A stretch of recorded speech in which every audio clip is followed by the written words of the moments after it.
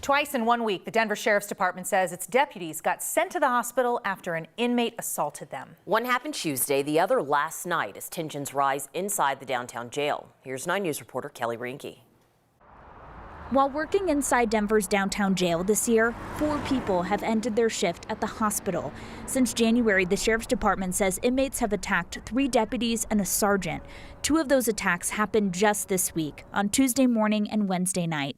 A department spokesperson said the incidents took place in a housing area. Someone very familiar with the assaults told 9 News employees are fed up with the attacks. This is happening as the department continues to have issues with staffing. An oversight board said at the end of 2022, the agency was down about 300 uniformed personnel. Their yearly report noted it's resulted in mandatory overtime, and it's not uncommon for deputies to work 14 to 16-hour shifts.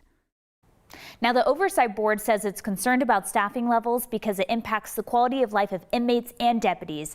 The sheriff does have a plan to address recruitment and retention, and part of that includes salary increases and bonuses. All right, Kelly, thank you. It started with a gun battle in a grocery store parking lot. It ended with a bad crash and 1 person dead. Police in Aurora are investigating a series of crimes that unfolded last night. Stay with me, this is complicated. Police say it started just before 11 p.m. in the Safeway parking lot on South Havana. 3 people were sitting in a Kia in front of the store. Police say 2 people in another car pulled up, and the driver got out and pulled out a rifle, fired, and hitting one of those people. So 2 people in the Kia, they got out with guns out of their, out of the car. They shot back as the 3rd person ran into the store. Police say the driver who started the shootout got back into his car, drove to the hospital where he died. The people in the Kia drove away as well and crashed into another car. They were ejected in the crash and have critical injuries tonight. The driver in the other car was also seriously hurt. Police in Lakewood say 2 men are dead. Another man is in the hospital. This is all after a shooting at a home this afternoon. And they think a 4th person may have been a part of the shooting as well and also hurt. This happened at a home near 14th and Sheridan. When police got there, they found 3 men shot and a whole bunch of guns. One of the men was already dead. Another died at the hospital, and a 3rd is still being treated. They think that a 4th person who was there for the shooting ran off and may also have gotten shot. Police say these men knew each other and the shooting was targeted. The race for Denver mayor is not done, but some of the policies pitched on the campaign trail are done because of who is heading to the mayoral runoff. With about 2,400 votes left to be counted, the top 2 candidates are pretty much squared away at this point. Mike Johnston still in first place with about 42,000 votes, and Kelly Bruff trails him with 34,000. Progressive candidate Lisa Calderon is about 3,200 votes short, enough for her to concede the race today. The votes that have not been counted yet need to be corrected or cured by the voter. For example, someone maybe forgot to sign their ballot or their signature doesn't match the records. So they have until Thursday to fix these issues so that their vote can be counted. And Denver will go from a field of 16 candidates on Election Day down to 2 people now with pretty similar ideologies. Both of them want to hire more Denver police officers. Both of them enforce the camping ban targeted at people experiencing homelessness. Now, Bruff says people who violate the camping ban should be arrested. Johnston does not. They are also both anti-rent control in Denver. So while Denver is poised to have a centrist for mayor, City Council could shift further to the left. Candy Tabaka, the only Democratic socialist on the council, will head to a runoff. Serena Gonzalez-Gutierrez and Sarah Parody currently have the top 2 spots for the at-large council seats. They are both backed by progressive groups. Investigators say a young woman who threatened a school shooting in Colorado Springs had a manifesto and floor plans of the school. Prosecutors in Elbert County say Lily Whitworth's sister called police at the end of March claiming Whitworth had anger issues and she had talked about a school shooting. Deputies say the 19-year-old told them she was planning a shooting and one of the targets was Timberview Middle School in Colorado Springs. That's where she last went to school.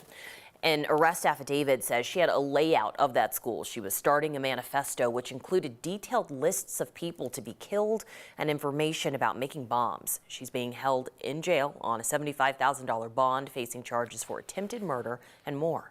Police say a worker at a Walmart in Loveland is dead tonight after somebody ran over him and trapped him under their car. Police say this happened around 1 o'clock today in the store parking lot off Highway 287. That worker was returning shopping carts when police say an 83-year-old woman ran into him. First responders found the man trapped under her car, and he died there in the parking lot. Police say the woman is cooperating. They do not think she was impaired or speeding. Colorado abortion access advocates say they have seen a 30-fold increase in out-of-state patients coming here to seek care. But since the Supreme Court overturned Roe v. Wade, doctors in the states that banned abortions have also had to leave. 9 News reporter Cole Sullivan introduces us to one doctor who moved more than 1,200 miles to Denver. Her dinner routine hasn't changed, but where Dr. Layla Zahedi Spung's family eats has. Thankfully, we were buying a house right when the housing market kind of took a slump here. They've moved before, from undergrad to med school, where Dr. Spung learned to provide abortions and help women with high-risk pregnancies. To this day, delivering babies is the coolest thing I do. But the move to Colorado was her hardest. I pulled my children out of school. I told them we were moving because I couldn't do my job. I had to say goodbye to people that I really care about, including patients. Spung had bought a dream home in Chattanooga along the Tennessee River. I knew that that's where I would be happiest. I also knew it was a place where my skills that I had built over my 7 years of training, especially abortion care provision, would be used and needed. But when the Supreme Court overturned Roe v. Wade, a Tennessee law made the care she provided illegal and forced her to send patients away or risk a felony charge. I couldn't do it. I couldn't put myself at risk like that. I couldn't put my family at risk like that. It just wasn't worth it, unfortunately. She took a job providing care in Colorado late last year. So now there's no one there. And that causes a lot of guilt. Guilt for the home and for the people she left behind. Thankfully, my family is so supportive. And so home is wherever I'm with them. But it's been hard on everybody. But we're glad to be here.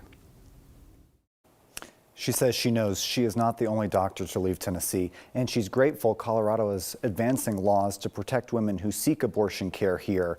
She says she's still heartbroken for the patients left behind. Jen. As we talk about these doctors, it also makes me think of the future doctors, students who are in med school who might be choosing this career in states where it's not legal. I'm curious if that doctor had anything to say about like the future of that profession. She's very concerned about it, not only because doctors who are practicing there are leaving, but also med students might not try to opt into states where they can't learn this care if they want to provide it, leaving this vacuum in some of these states that have laws that have gone into effect post-Roe. Interesting. It's really interesting to see kind of the follow after all that. Okay, Cole, thank you. Centura hospitals in Colorado are telling patients about a data breach that exposed their personal information 6 months later. Common Spirit Health, which owns the Catholic hospitals under the Centura umbrella, says it first detected signs of a ransomware attack at the beginning of October. Their investigation found hackers got a hold of patient files with information including names, date of birth, contact info, medical records, and in some cases, social security numbers. Common Spirit says it took a while to figure out all the people impacted. The hospital chain says they are mailing notifications to patients today. Well, today almost felt like the unofficial start to summertime. A beautiful sunny day, a slight chill in the air, perfect weather to watch the Rockies win their home opener. And it wasn't a hard game to watch with Jurickson Profar's amazing catches today in his home debut with the team in the first inning, catching that one. Even Bud Black recognized all the Colorado born and raised guys on the field today. You know, the beauty about today, again, talking about a Colorado starter and a Colorado closer. Isn't that cool? Kyle's, place on this team, and now here comes Pierce and Lucas Gilbreth and, others who have, come from Colorado. Hometown guys. Fans may have also noticed just how quick the game went today. Those new baseball rules are now in effect, and if you just step out for one drink, you could miss a couple innings, which now fly by so fast. Rod Mackey has more about the game and opening day coming up later in sports. We said we want a ban on assault weapons. They said we're going to assault democracy. 3 lawmakers protested a lack of action on gun control. Today, their colleagues kicked 2 of them out, but they let the white lawmakers stay. Investigators say a confession while high led to a tip to a desperate mom's Facebook page and the discovery of a body buried in an apartment crawl space. And sometimes the samples can be pretty oofda. That's a science term. A sometimes smelly solution to an important problem. This team says answers are going down the toilet. It was tough to find any clouds across Colorado today, and there's more sunshine on the way tomorrow and through the weekend. A big warm up and possibly some record-breaking temps. We'll see you on the other side of the break.